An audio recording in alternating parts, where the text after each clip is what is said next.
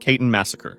The Katyn Massacre was one of the darkest events of World War II, and for decades, it was also one of the most heavily covered up. In 1939, Nazi Germany and the Soviet Union invaded Poland and split the country between them. About 125,000 Polish soldiers, policemen, and officials were captured by the Soviets, and they were sent to special camps such as Kozelsk, Starobelsk, and Ostashkov, where the Soviet secret police, the NKVD, interrogated them. Many of them were educated people such as doctors, lawyers, professors, etc., because Polish law required university graduates to serve as reserve officers. Then, on March 5, 1940, Stalin and the Soviet leadership secretly ordered the execution of nearly 22,000 of these prisoners. The goal was to wipe out Poland's leadership and educated class, making it harder for the country to ever regain independence. Between April and May 1940, NKVD squads carried out the killings. Prisoners were shot one by one, usually in the back of the head, and buried in mass graves. In 1943, German forces occupying the Smolensk region found the graves at Katyn and announced the discovery. The Polish government in exile asked for an international investigation, but Stalin broke off relations with them and claimed the Germans had carried out the killings in 1941. From then on, the Soviet Union pushed the lie that Katyn was a Nazi crime. Western governments, needing Stalin's cooperation during the war, avoided challenging him openly, even though British and American officials privately suspected or knew the truth. The cover-up lasted until 1990, when Soviet leader Mikhail Gorbachev finally admitted responsibility and released secret documents showing that Stalin and his top officials had signed the order. Later, Boris Yeltsin released more files, including proof that Soviet leaders had destroyed evidence in the 1950s. Still, not all records have been made public, and Russia has refused to call the massacre a genocide.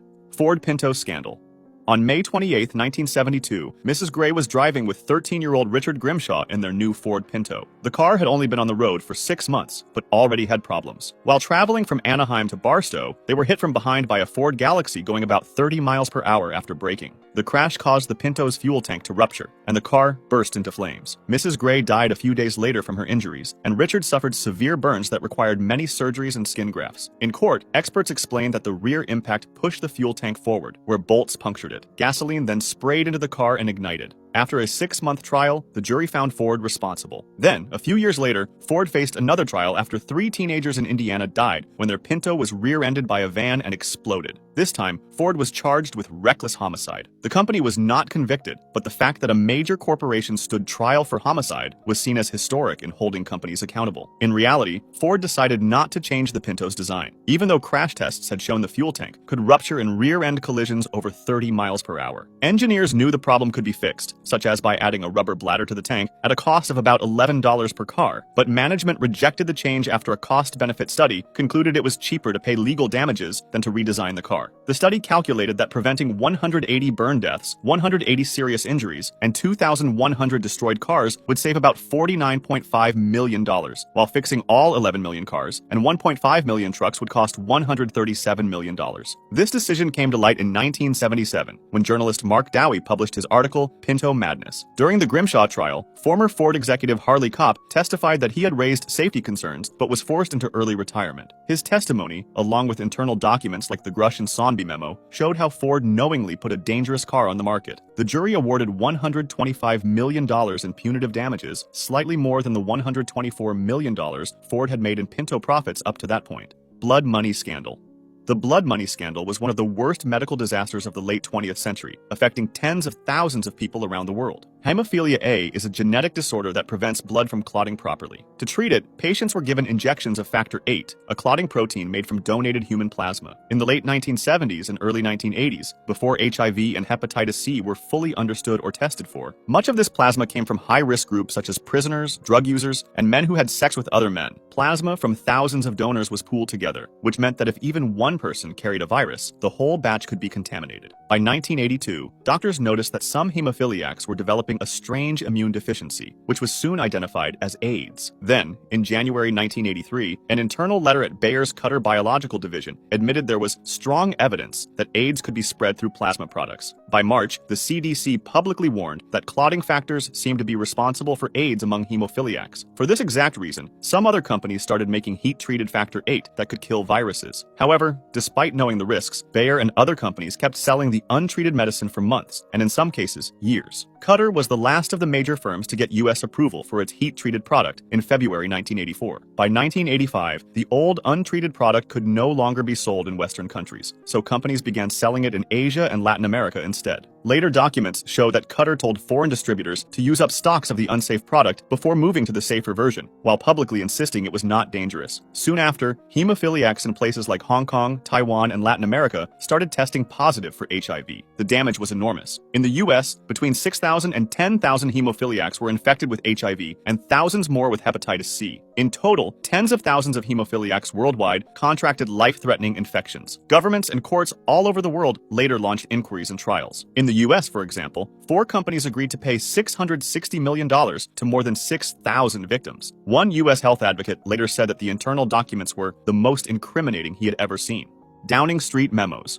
In July 2002, senior members of the British government met at 10 Downing Street to talk about Iraq. A memo from that meeting, written by Matthew Rycroft, caused a huge scandal. It recorded what the head of MI6 reported after visiting Washington. He said that President George W. Bush had already decided to remove Saddam Hussein by force, and that the reason for war would be built by linking terrorism to weapons of mass destruction. The most scandalous part was that Dearlove said that the intelligence and facts were being fixed around the policy. Foreign Secretary Jack Straw admitted the reasons for war were weak. He said Saddam still had some weapon capabilities, but his power was smaller than countries like Libya, Iran, or North Korea, and he was not threatening nearby nations. Attorney General Lord Goldsmith warned that invasion had no clear legal basis, since international law did not allow regime change on its own. One idea they talked about was to demand that Iraq let UN inspectors back in. If Saddam refused, it could give them political and legal cover to start a war. The memo also showed that U.S. forces had already started small attacks months before Congress officially voted on war, called spikes of activity, against Iraq to put pressure on the regime. While all of these decisions were being made in private, they said to the public that no final decision had yet been made. The document was leaked to journalist Michael Smith and published in the Sunday Times in May 2005, 2 years after the end of the war. Its release, just before UK elections, caused a storm in Britain. In the US, major media at first ignored it, but it spread quickly on blogs and later entered congressional debate. Congressman John Conyers and more than 100 other members of Congress demanded answers from the Bush administration. The White House and Tony Blair denied doing anything wrong. Bush just said it was not true that he had already decided on war in July 2002, and Blair said the intelligence was not fixed. British officials admitted the memo was real, but argued it did not show anything new. Tobacco industry's cover-up.